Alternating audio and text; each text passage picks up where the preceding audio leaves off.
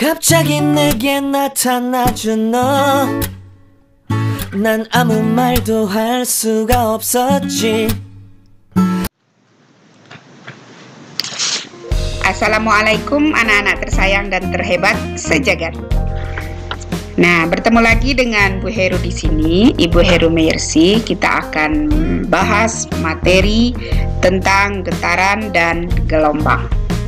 Nah, sebelum kita bahas materi getaran dan gelombang, mudah-mudahan kamu dalam keadaan sehat dan sudah makan siang, ya. Nah, materi kita sekarang yang akan kita bahas adalah dengan tujuan yang pertama tentang pengertian getaran, peristiwa getaran bandul, frekuensi dan periode ayunan getaran, kemudian pengertian gelombang, peristiwa gelombang, karakteristik gelombang transversal, karakteristik gelombang longitudinal, kemudian beda gelombang transversal dan gelombang longitudinal, dan selanjutnya menghitung periode sebuah bandul. Nah, sebelum kita lanjutkan materi ini, silahkan kamu siapkan alat tulismu untuk selanjutnya mengikuti video kali ini. Dan jangan lupa di like, komen, dan subscribe channel ini. Nah, selanjutnya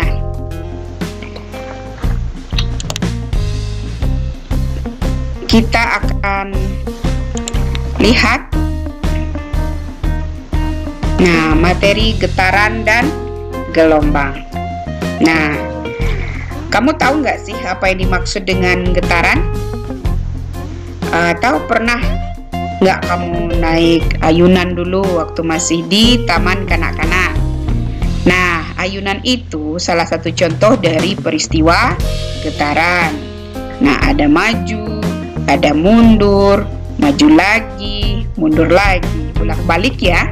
Nah, jadi yang dimaksud dengan getaran adalah gerak bolak-balik suatu benda dari sekitar titik keseimbangannya pada lintasan tetap yang energinya akan merambat dalam bentuk gelombang. Nah, satu getaran adalah gerakan bolak-balik satu kali penuh. Nah, coba kita amati pada gambar berikut ini. Nah, pada gambar di sini ada gambar sebuah bandul. Nah, kamu lihat di sini, bandul itu kita beri nama dengan titik A, titik B, dan titik C.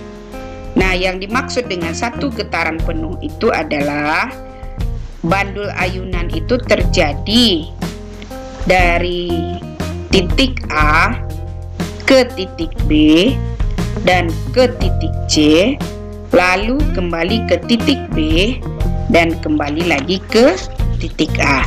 Ini terjadi pada bandul seperti ayunan yang sudah kita sebutkan tadi. Nah, ayunan waktu kamu masih di sekolah taman kanak-kanak ya. Nah, selanjutnya bagaimana dengan satu getaran pada bandul pegas? Nah, kamu tahu bandul pegas kan? Nah, bandul pegas itu seperti misalnya sebuah per pada pulpen yang bisa ditekan-tekan untuk mengeluarkan untuk menggunakannya. Nah, bandul pegas ini juga melakukan getaran. Nah, getaran pada bandul pegas ini terjadi pada titik. Kita perhatikan, terjadi dari titik O, kemudian ke A, kembali ke O, lalu ke B, dan kembali lagi ke O, karena dia dimulai dari titik O. Kita ulangi, satu getaran penuh pada bandul pegas terjadi dari titik O, kemudian ke titik A, dari titik A ke O kembali, lalu ke titik B, dari titik B kembali lagi ke titik O, karena bandul pegas itu memulai getaran dari titik O. Nah, satu getaran penuh itu adalah satu getaran yang dimulai dari titik pertama dan akan kembali lagi ke titik semula. Itulah yang dimaksud dengan satu getaran penuh. Ya, bagus. Nah, bisa nggak ya kita hitung banyaknya getaran yang kita lakukan dalam 1 detik saat kita main ayunan itu tadi? Nah, sudah pasti bisa. Nah, istilah dari banyaknya getaran yang terjadi dalam 1 detik atau 1 sekon disebut dengan frekuensi. Nah, frekuensi ini dilambangkan dengan huruf F kecil ya, huruf F kecil. Nah, dengan demikian dapat dirumuskan atau dapat kita ketahui bahwa frekuensi sama dengan jumlah getaran per waktu. Atau dari persamaan F sama dengan N getaran per T, di mana N getaran sama dengan jumlah getaran, F sama dengan frekuensi atau Hertz yang disingkat dengan Hz, dan T adalah waktu atau S. Nah, kemudian bagaimana dengan waktu yang kita butuhkan dalam 1 kali getaran penuh? Dan bagaimana pula persamaannya? Nah, bisa kita lihat dan kita amati di sini. Waktu yang dibutuhkan untuk terjadinya 1 getaran disebut dengan periode. Beda dengan yang tadi. Kalau yang tadi itu adalah frekuensi. Kalau frekuensi adalah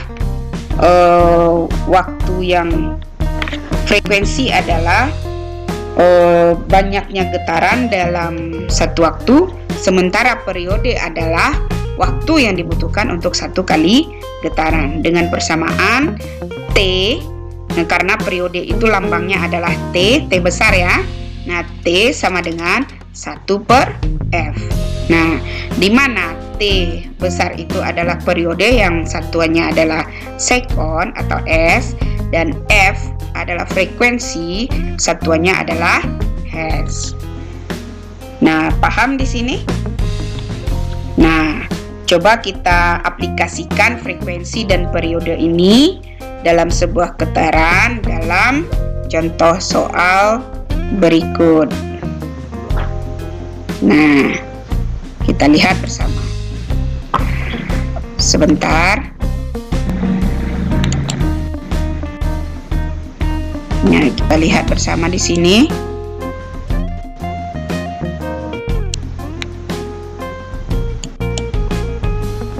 Nah, mohon bersabar. Nah, kita lihat di sini contoh soal.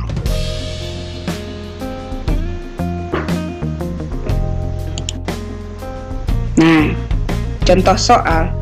Dalam 0,5 menit terjadi 6.000 getaran. Berapakah frekuensi getaran tersebut dan berapakah periodenya? Nah, bisa kita buat di sini.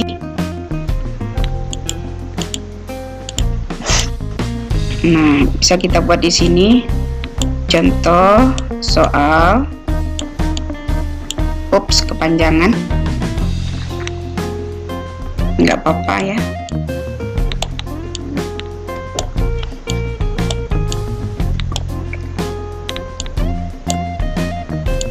Contoh soal.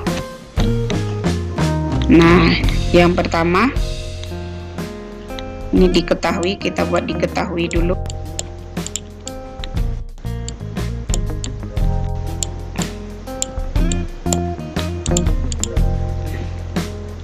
Yang diketahui adalah dalam 0,5 menit, berarti T kecil ya. T kecil sama dengan 0,5 menit.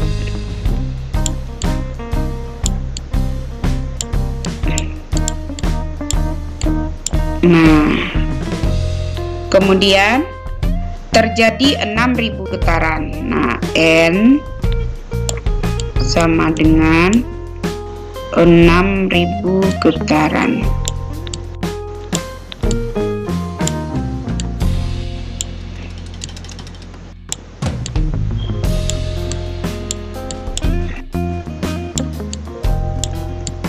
Nah, 6.000 getaran. Nah, yang ditanya di sini, yang ditanya adalah yang pertama adalah frekuensi atau F sama dengan, kemudian yang kedua adalah T besar atau periode. Nah, mari kita jawab. Nah, mari kita jawab. Yang pertama, nah, untuk mencari F, nah, F sama dengan, nah, untuk mencari F, N per T. Iya, bagus. N per T. N-nya sudah kita dapatkan. Ya, 6.000 bagi dengan T. T kita masih dalam bentuk menit. Kita jadikan ke sekon. Ya, bagus. 0,5 menit berapa sekon? Ya, 30. Ya, bagus. Nah, lanjut. Sama dengan N-nya 6.000 dibagi 30 detik sama dengan, ini kita coret, sisa 600 dibagi 3, hasilnya 200. Nah, satuan untuk periode adalah Hertz, jadi Hz. Nah, untuk B, untuk yang B, ya, yang B adalah T. Nah, untuk T sama dengan, untuk mencari T sama dengan rumusnya 1 per F. 1 per F. Nah, sama dengan 1 per F nya kita tadi berapa? 200 ya. 1 per 200 sama dengan 0,005 sekon. Nah, paham ya di sini ya.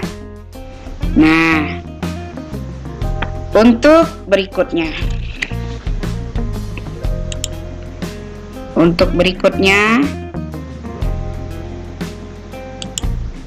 nah,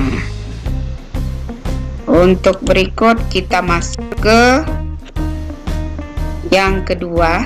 Nah, contoh soal yang tadi ya.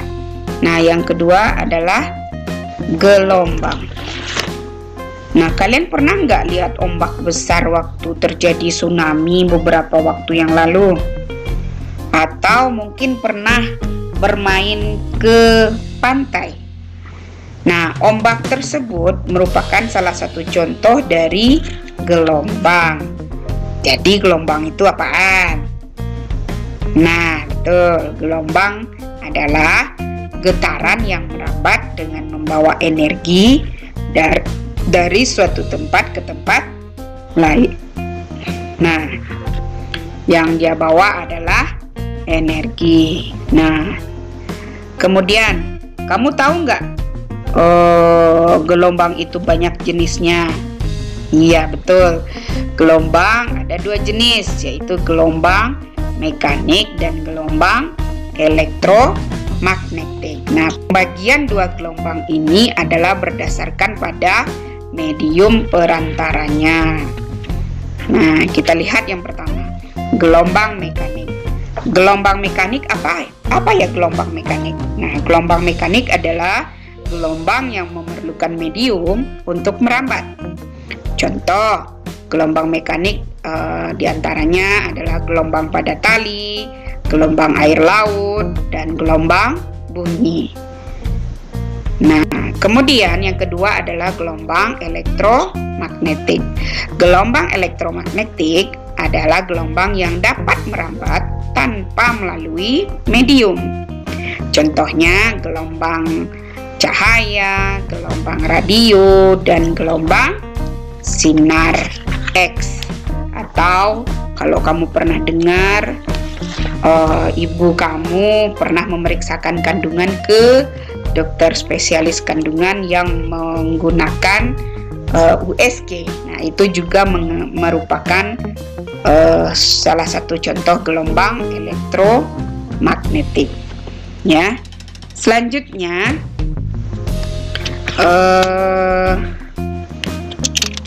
gelombang elektromagnetik. Nah, jenis gelombang lain juga banyak ya nak ya. Nah, ini berdasarkan pada arah getarnya. Nah, ada dua jenis, yaitu gelombang transversal dan gelombang longitudinal. Nah, gelombang transversal itu apa ya? Nah, gelombang transversal adalah gelombang yang arah rambatnya tegak lurus dengan arah getarnya. Nah, gelombang transversal juga dapat diamati pada tali yang digerakkan ke atas dan ke bawah. Pada tali akan terlihat arah getarannya adalah naik dan turun, sedangkan arah rambatannya menuju ke depan atau tegak lurus arah getar. Nah, bisa kita perhatikan pada contoh berikut. Nah, kita amati pada gambar. Di sini ada titik, masing-masing titik ada A, ada B, ada C, ada D, E, F, G, H, dan I. Nah, dari titik A ke titik B ke titik C, D, E, F, G, H, I itu dia punya istilah masing-masing. Kita yang pertama titik B dan titik F, B dan F.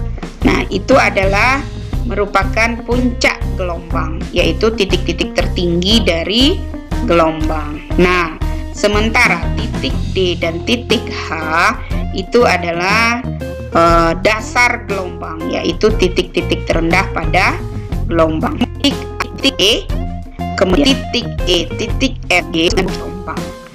Nah, sedangkan titik C, titik E, kemudian titik H dan titik I itu disebut dengan lembah gelombang. Ya, bagus. Jarak dari titik B, dari puncak tertinggi tadi, titik B aksen, atau dari titik D ke D aksen, dari H aksen, atau F ke aksen kan amplitude gelombang, yaitu pangan terbesar dari gelombang tersebut. Nah, paham ya anak-anak? Nah, sekarang gelombang transversal istilahnya panjang gelombang. Nah, panjang gelombang ini dilambangkan dengan lambda ya, seperti huruf Y terbalik ya.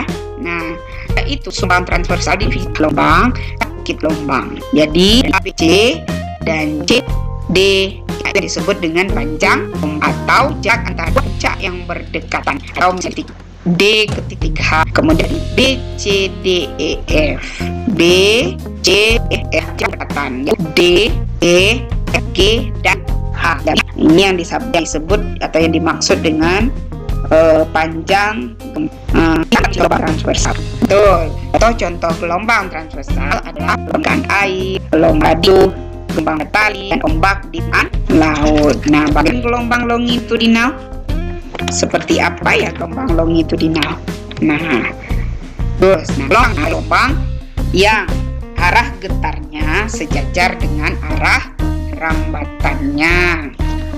Nah, bagaimana ya kalau pegas kita tarik kemudian kita lepas? Nah, inilah yang akan terjadi ya. Misalnya kamu memiliki sebuah pegas yang cukup panjang atau selingki, kemudian pegas itu kamu rentangkan di lantai dan temanmu memegang salah satu ujungnya.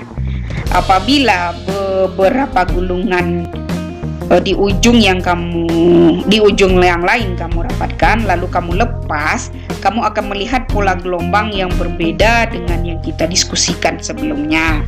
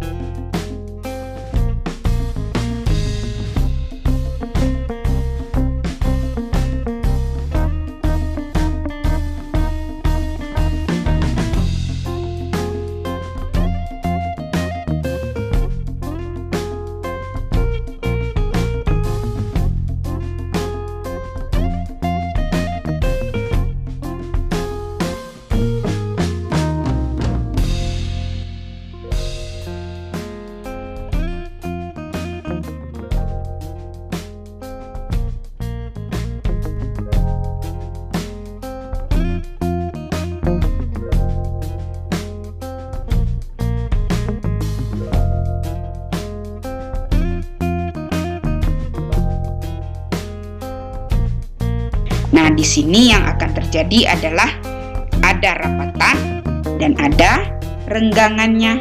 Nah, daerah pegas yang lebih rapat yang disebut dengan rapatan, dan daerah yang lebih renggang disebut dengan renggangan. Nah, inilah yang dimaksud dengan gelombang longitudinal, yaitu gelombang yang arah getarnya sejajar dengan arah rambatannya. Nah, contoh dari gelombang longitudinal adalah gelombang bunyi, gelombang pada gas yang ditempatkan di dalam tabung tertutup, kemudian yang ketiga pompa ban sepeda, dan yang keempat adalah pulpen ya, pulpen yang biasa kamu pakai, yang pakai klek itu, dipencet-pencet. Nah, paham ya sampai di sini?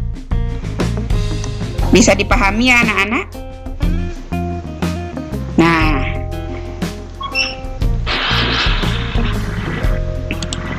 Nah, untuk video selanjutnya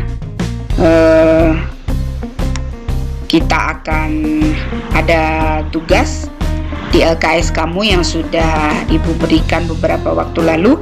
Silahkan kamu bahas di sana. Kemudian sangat mengasihkan ya belajar IPA, dan sudah pasti mudah untuk kita pahami bersama karena semua berkaitan dengan kehidupan kita sehari-hari, dan sudah pasti sangat menyenangkan atau mengasihkan. Nah, jangan lupa kamu dapat cari tahu tentang aplikasi dan penerapan tentang getaran dan